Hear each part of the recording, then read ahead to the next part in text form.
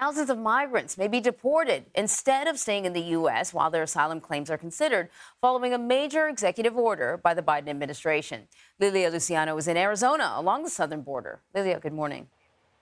Good morning, Anne-Marie and Vlad. So the White House said that this order goes into effect immediately because it goes into effect when the number of illegal crossings, meaning when people cross in between ports of entry like this one in Nogales where we are, hit 2,500. So it went into effect at midnight last night, or basically early this morning. There's a great deal of concern, though, on the Mexico side, on the side of the people who are waiting for asylum in terms of what this means for their chances and for a possible huge backlog. The border is not a political issue to be weaponized. President Biden defended his sweeping restrictions in immigration policy Tuesday, saying executive action was needed as illegal crossings remain historically high.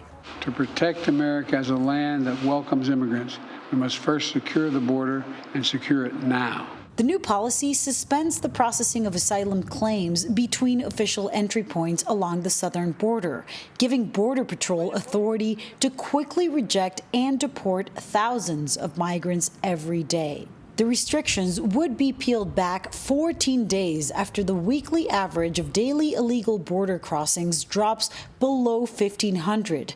But the last time that happened was in July 2020, during the pandemic. Still, Republicans were quick to criticize Biden. If he was concerned about the border, he would have done this a long time ago. Across the border, people are going to have fewer options to access protection. Joanna Williams runs the Kino Border Initiative, serving migrants in Nogales, Mexico. Are there a lot of people here waiting for appointments like you? Yeah. Pedro Solis is one of many migrants waiting here for an appointment to claim asylum through a USA government app. He's waited 8 months. What this rule means is that somebody who's fleeing violence, who's seeking safety, who's not able to get one of those lucky few appointments on CBP1, their other option is to try to go out into the desert and avoid finding Border Patrol. What's the consequence of deterrence policies from where you stand? Different policies of deterrence have been in effect for over 20 years here at the border, and what they lead to is an increase in deaths. And those concerns are precisely why this order is expected to face a certain high degree of legal challenges. The ACLU already told CBS News that they plan to sue the administration over it. Anne-Marie? And what about Mexico? I know they just elected a new president, but have we heard anything from Mexico in terms of responding to this?